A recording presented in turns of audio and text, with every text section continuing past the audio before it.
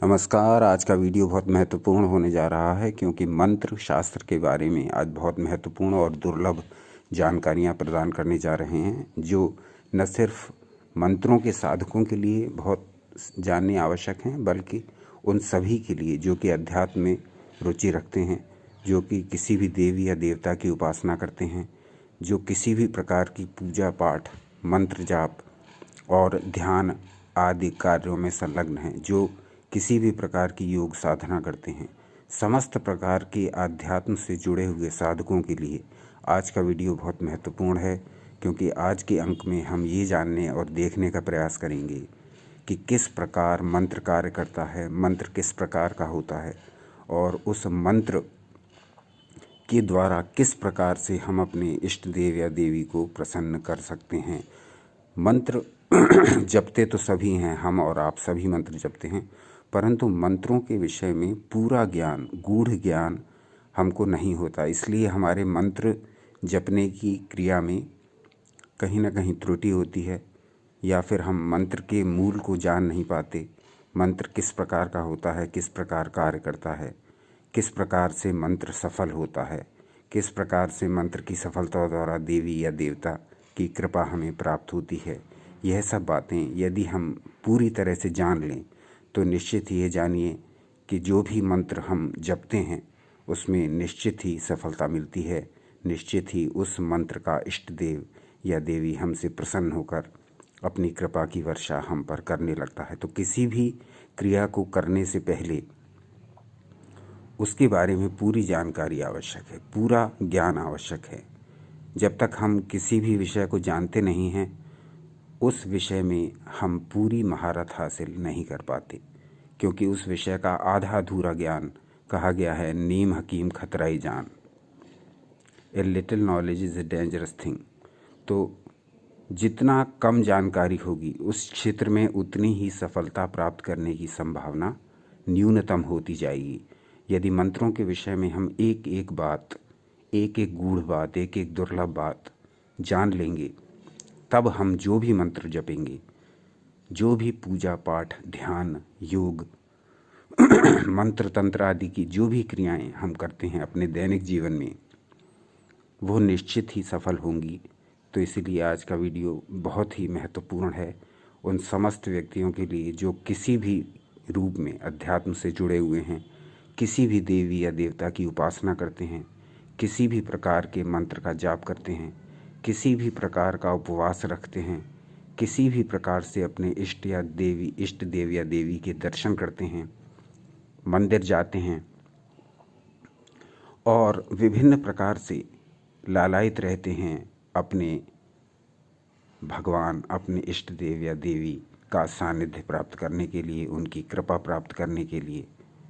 तो आज का अंक पूरा इसी बात पर केंद्रित है कि मंत्र किस प्रकार कार्य करते हैं, और मंत्रों के विषय में जो दुर्लभ और गूढ़ जानकारियां हैं वो भी हमको आज की वीडियो में प्राप्त होंगी। तो हम प्रारंभ करते हैं गंधर्व तंत्र से। यू एंड योगा पर ऐसी सामग्री हमेशा आपके लिए प्रस्तुत की जाती है जो कि अत्यधिक दुर्लभ होती है और गूढ़ और शास्त्रों से ली हुई होती है। तो पूरी तरह से जो ऋषियों का ज्ञान है वो आप तक पहुंचाने का प्रयास रहता है। तो गंधर्व तंत्र के श्लोक संख्या 1 और 2 ये आपकी स्क्रीन पर प्रदर्शित हो रहे हैं, इन्हें ध्यान से देखिए, चाहे तो नोट भी कर सकते हैं। गंधर्व तंत्र के इन 1 और 2 श्लोक में मंत्रों के विषय में क्या कहा गया, अब यह जानने का प्रयास करते हैं। तो देखते हैं।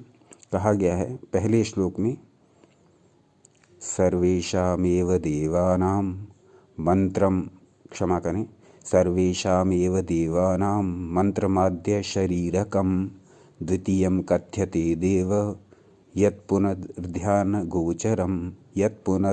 गोचरम। ये पहला श्लोक और दूसरा श्लोक है, मंत्राणाम चिंतना देवी समनुर्देवता स्वयं ध्यानेन दर्शनम दत्वा पुनर्मन्त्रेषु लीयते। तो यहाँ श्लोक संख्या 1 और 2 में जो भावार्थ छिपे हैं उनको जानने का प्रयास करते हैं। तो देखते हैं क्या कहा गया। सर्वेषामेव देवानां मंत्रमाद्य शरीरकम। मंत्र को बीज कहते हैं। मंत्र को बीज कहते हैं। जैसे किसी भी वृक्ष के बीज में अंकुर होता है, पत्र होता है, शाखा, प्रशाखा, पुष्प, फल, यानी सारा पेड़, सारा वृक्ष जो होता है वो उस छोटे से बीज में ही छिपा रहता है, वो उस छोटे से बीज में ही निहित रहता है। तो पूरे वृक्ष की संरचना, स्ट्रक्चर, पूरा का पूरा वृक्ष कहाँ है? उस छोटे से बीज में ही स्थित है। वो अभी दिखाई नहीं दे रहा है। वो समय के प्रभाव से, बीज को बोने पर समय के प्रभाव से वो हमें दिखाई भी देने लगता है आँखों से, परंतु अभी हमारी आँखों से ओझल है और केवल बीज के अंदर है, बीज के अंदर छुपा हुआ है परंतु दिखता नहीं।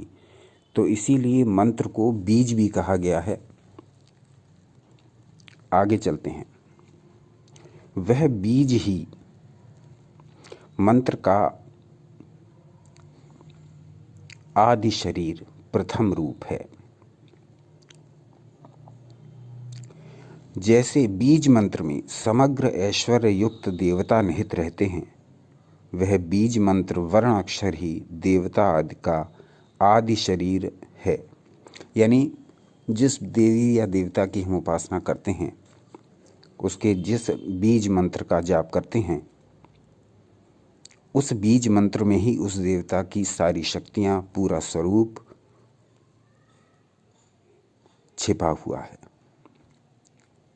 तो ये जब हम बीज मंत्र को देखते हैं या पढ़ते हैं या सुनते हैं, तब हमें ये आभास नहीं होता कि ये बीज मंत्र इतना शक्तिशाली होगा, इसके अंदर देवता या देवी की शक्तियाँ छुपी हुई हैं। परंतु जब हम उस मंत्र का जाप करने लगते हैं, जब हम उस मंत्र को उस विधि के अनुसार जपने लगते हैं, तब हमें धीरे धीरे ये पता लगने लगता है कि इस बीज मंत्र में तो जिस देवता या देवी का वो बीज मंत्र है, उनकी समस्त शक्तियाँ तो इसी में छुपी हुई हैं। उन शक्तियों का कुछ अंश हमको अनुभव भी होने लगता है। तो कहा गया है सर्वेषामेव देवानां मंत्रमाद्य शरीरकम। तो उस देव या देवी का शरीर ही है ये मंत्र। मंत्र को मान करके चलिए। मंत्र कोई अक्षर मात्र नहीं है, मंत्र कोई सामान्य अक्षर मात्र नहीं है जिसको हम पढ़ते हैं और सोचते हैं कि यह साधारण अक्षर है। मंत्र साधारण अक्षर नहीं है। मंत्र विशिष्ट प्रकार के अक्षरों का वो समूह है जिसमें देवी या देवता की शक्ति पूर्ण रूप से विराजमान रहती है, और इस शक्ति का प्रभाव हमें तब भासित होता है जब हम इस मंत्र को विधि अनुसार जपते हैं। तो कहा गया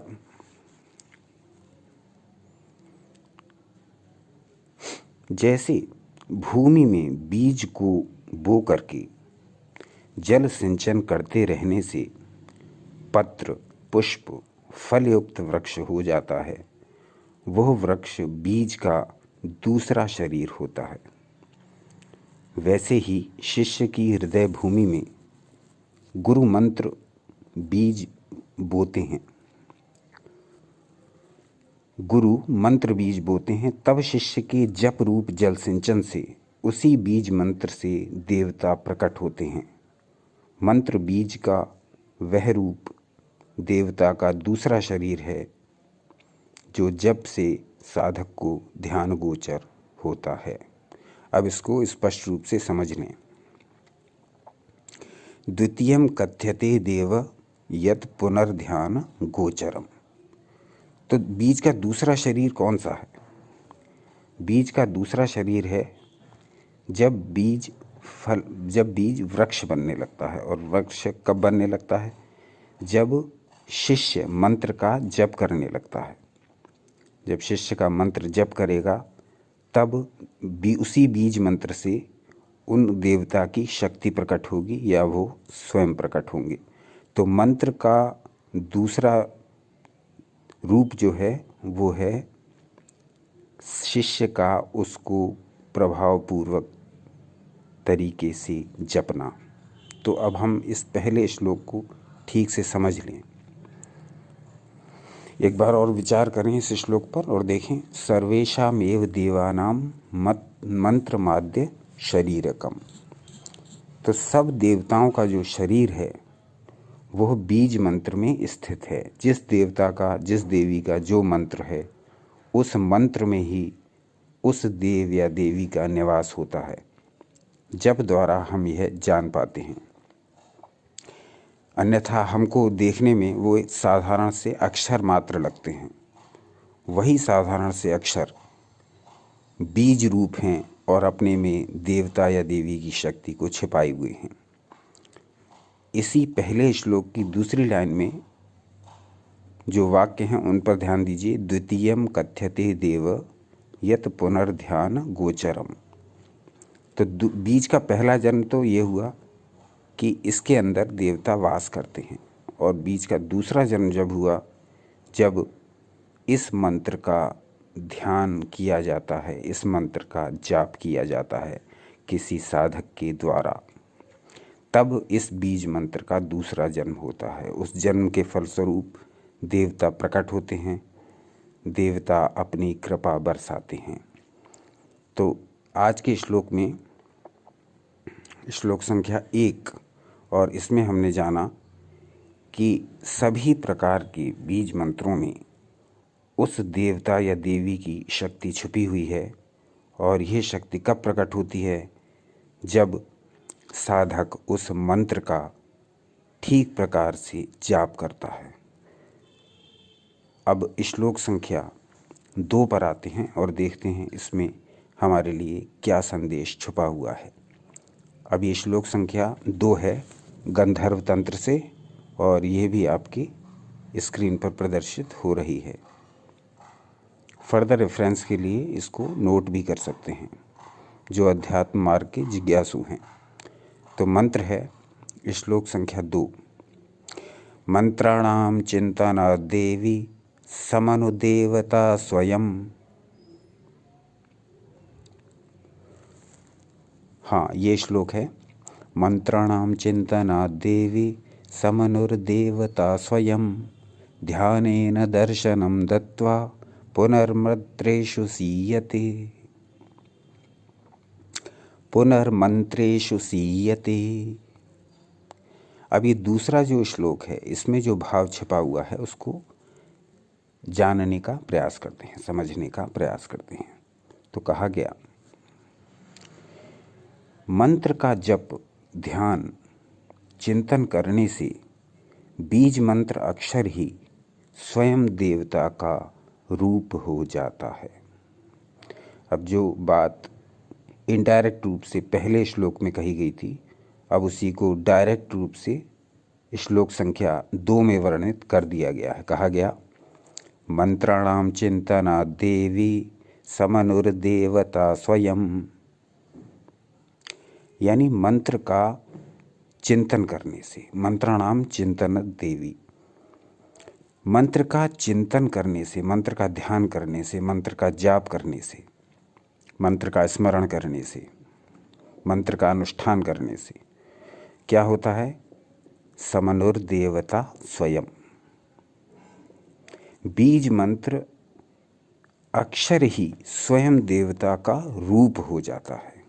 बहुत ही महत्वपूर्ण श्लोक है ये, मंत्र के साधकों के लिए, अध्यात्म मार्ग के जिज्ञासुओं के लिए, और मंत्र शक्ति में थोड़ी सी भी रुचि रखने वालों के लिए ये श्लोक, श्लोक संख्या 2 गंधर्व तंत्र का, ये बहुत ही महत्वपूर्ण है। फिर से देखें इस पहली लाइन को, बहुत ही रहस्यपूर्ण लाइन, बहुत ही गहरे अर्थ छुपाए हुए है ये लाइन। दूसरे श्लोक का पहला भाग देखिए, मंत्राणाम चिंतना देवी समनुर्देवता स्वयं। हे देवी, मंत्र का चिंतन करने से, मंत्र का स्मरण करने से, मंत्र का जाप करने से क्या होता है? समनुर्देवता स्वयं। वह मंत्र ही, वह बीज मंत्र ही, वह अक्षर ही क्या बन जाता है? समनुर्देवता स्वयं। स्वयं ही वह मंत्र, वो अक्षर देवता का रूप धारण कर लेता है, देवता बन जाता है। यानी बीज मंत्रों में जो छुपी हुई शक्ति है देवता की, वो प्रकट हो जाती है जब हम क्या करते हैं, मंत्राणाम चिंतनाद, मंत्र का चिंतन करते हैं। चिंतन करने का अर्थ मंत्र को के बारे में सोचना, मंत्र का जाप करना, मंत्र का अनुष्ठान करना, ये सभी मंत्र का चिंतन करने के एक वाक्य से स्पष्ट किए गए हैं। तो कहा गया है मंत्र का चिंतन करने से वह बीज मंत्र स्वयं देवता का स्वरूप हो जाता है। अब इसके आगे कहते हैं श्लोक संख्या 2 और दूसरी लाइन इसको भी ध्यान से देखिए। ध्यानेन दर्शनम दत्वा पुनर्मंत्रेषु लीयते। अब कहा गया ध्यान में साधक को दर्शन देकर जैसे वृक्ष फल रूप होकर पुनः अपने कारण बीज में समा जाता है, ठीक वैसे ही देवता फलप्रद होकर पुनः उस बीज मंत्र में ही लीन हो जाते हैं।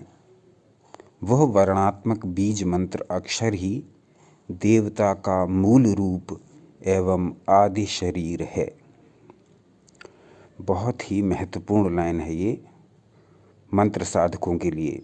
गंधर्व तंत्र के श्लोक संख्या 2 की दूसरी लाइन ध्यान से देखिए और समझने का प्रयास करते हैं इसको। ध्यानेन दर्शनम दत्वा पुनर्मंत्रेषु लीयते। ध्यानेन दर्शनम दत्वा यानी कि जब साधक मंत्रों का जाप करता है तब उसको देवता अपनी कृपा बरसाते हैं और कृपा बरसाने के बाद पुनर्मंत्रेषु लीयते, फिर से उस ही बीज मंत्र में लीन हो जाते हैं। जो मंत्र साधक जाप कर रहा होता है उसी मंत्र में लीन हो जाते हैं। कब? जब उसको उसके ध्यान का, उसके स्मरण का, उसके जप का फल प्रदान कर देते हैं। उसके पश्चात ध्यानेन दर्शनम दत्वा पुनर्मंत्रेषु लीयते। बहुत ही महत्वपूर्ण ये लाइन गंधर्व तंत्र के श्लोक संख्या 2 की। जब ध्यान से दर्शन देवी या देवता अपने भक्त को दे देते हैं, उसके पश्चात वह फिर से उसी बीज मंत्र में लीन हो जाते हैं, उसी बीज मंत्र में बैक हो जाते हैं, उसी बीज मंत्र में वापस हो जाते हैं। पुनर्मंत्रेषु लीयते। तो ये बीज मंत्र जो होता है ये देवता का मूल रूप है। बहुत ही महत्वपूर्ण बात, मंत्रों के विषय में जितनी जानकारी प्राप्त करें उतनी ही कम है। सनातन शास्त्रों में मंत्रों की महिमा भरी पड़ी है। आप, हम और सभी लोग मंत्रों के विषय में कुछ ना कुछ जानते ही हैं। और मंत्र केवल सनातन धर्म की ही पूंजी नहीं बल्कि विश्व के प्रत्येक भाग में किसी न किसी रूप में मंत्रों का प्रयोग देखने को मिलता है। मंत्रों का प्रयोग पूरे विश्व में होता है। अलग अलग देशों में अलग अलग प्रकार से अलग अलग देवी या देवताओं के लिए विभिन्न प्रकार के मंत्रों का जाप, विभिन्न प्रकार के फल प्राप्ति के लिए विभिन्न प्रकार के साधक विभिन्न अनुष्ठानों द्वारा करते हैं। तो मंत्रों की शक्ति अपने आप में अत्यंत प्रबल है। मंत्रों के विषय में ग्रंथ भरे पड़े हैं। केवल सनातन ग्रंथ ही नहीं, बौद्ध ग्रंथों में भी मंत्रों के विषय में बहुत स्पष्ट उल्लेख मिलता है और वहाँ भी बहुत सारे मंत्र प्रयोग किए जाते हैं। तो मंत्र क्या होता है? मन प्लस त्र, मन प्लस त्र, मन को त्राण देने वाला, मन को मुक्त करने वाला, मन को लिबरेट करने वाला यदि कोई है, यदि कोई वाक्य है तो वो है मंत्र। साधारण अक्षरों से ही इसकी रचना होती है, पर रचना बड़ी विशिष्ट होती है। तो जो अक्षर हम दैनिक बोलचाल में प्रयोग में लाते हैं, दैनिक लिखने पढ़ने में प्रयोग में लाते हैं, वही अक्षर यदि संयोजित होते हैं एक विभिन्न प्रकार से एक ऑर्डर में, तब वो मंत्र का रूप ले लेते हैं। यही अक्षर जो हम आम बोलचाल में प्रयोग करते हैं, यही अक्षर जो हम अपने दैनंदिन कार्यों में लिखने पढ़ने में प्रयोग करते हैं। तो ऋषियों ने इन्हीं अक्षरों को इस प्रकार से संयोजित किया, इस प्रकार से ऑर्डर में रखा कि अब यह मंत्र बन गए, मन का त्राण करने वाला बन गए, मन को लिबरेट करने वाला बन गए, मन को मुक्त करने वाला बन गए। और यही मंत्र अलग अलग प्रकार से इस प्रकार के ऑर्डर में रखे गए कि कोई मंत्र किसी प्रकार की इच्छा को पूर्ण करता है और कोई मंत्र किसी प्रकार की इच्छा को पूर्ण करता है। किसी मंत्र से अमुक देवता प्रसन्न होते हैं और किसी मंत्र से अमुक देवी की प्रसन्नता और कृपा प्राप्त होती है। तो मंत्र का जो विषय है वो बड़ा गूढ़ है, बड़ा रहस्यमय है, साथ ही साथ बड़ा प्रैक्टिकल भी है। जो लोग मंत्र जाप करते रहते हैं, आप में से भी बहुत सारे साधक इस प्रकार अलग अलग देवी या देवताओं के मंत्रों का जप करते रहते हैं, आपको भी पता होगा कि मंत्रों की शक्ति क्या होती है। मंत्रों में अत्यधिक शक्ति छुपी हुई है। यूरोप और अमेरिका में मंत्रों पर रिसर्च निरंतर जारी है। वहाँ पर 2 रिसर्च हमारे संज्ञान में आई हैं, एक तो गायत्री मंत्र पर और दूसरा महामृत्युंजय मंत्र पर। उनके बहुत ही पॉजिटिव इफ़ेक्ट्स इन रिसर्च के परिणामों में देखने को मिले हैं। तो इस विषय पर कभी अलग चर्चा होगी कि मंत्रों पर जो रिसर्च हो रही है उनके क्या क्या परिणाम आ रहे हैं। इस विषय पर एक अलग वीडियो बनाएंगे। आज के अंक में हमने देखा कि मंत्र जो होते हैं वो बीज मंत्र अपने आप में कैसे देवता का शरीर छुपाए हुए होते हैं, कैसे देवता का स्वरूप छुपाए हुए होते हैं, कैसे देवता या देवी की शक्ति छुपाए हुए होते हैं। और जब साधक मंत्र का जाप करता है तब वह बीज मंत्र ही उस देवी या देवता का रूप ले लेता है और भक्त की मनोवांछा को पूरा करता है, भक्त की इच्छित वस्तुओं को प्रदान करता है। तत्पश्चात साधक का कार्य होने के पश्चात वह देवता या देवी उसी बीज मंत्र में पुनः लय हो जाते हैं, उसी बीज मंत्र में मिल जाते हैं, उसी बीज मंत्र में समा जाते हैं। तो आज के अंक में हमने गंधर्व तंत्र से 2 श्लोक लेकर के, श्लोक संख्या 1 और श्लोक संख्या 2 लेकर के मंत्रों के बारे में थोड़ी जानकारी अपनी बढ़ाने का प्रयास किया। मंत्रों के विषय में अपनी जानकारी में वृद्धि की, मंत्रों के विषय में हो सकता है कुछ नई बात भी जानी। तो आज का अंक कैसा लगा, एक तो ये बताइए, और दूसरा ये बताइए कि मंत्रों के विषय में क्या और वीडियोस आप देखना पसंद करेंगे। यदि हाँ, तो फिर मंत्रों की इस प्रकार की एक सीरीज़ बनाई जा सकती है जिसमें विभिन्न श्लोकों के माध्यम से आपको मंत्रों के विषय में कुछ और बताया जा सकता है। मंत्रों के विषय में कुछ जिज्ञासा हो, कोई प्रश्न पूछना हो, तो वह भी आप अपने कमेंट्स के ज़रिए पूछ सकते हैं। तो आज का अंक यहीं तक। देखते रहिए आपका अपना चैनल यू एंड योगा। अपना अनमोल समय हमें देने के लिए बहुत बहुत धन्यवाद।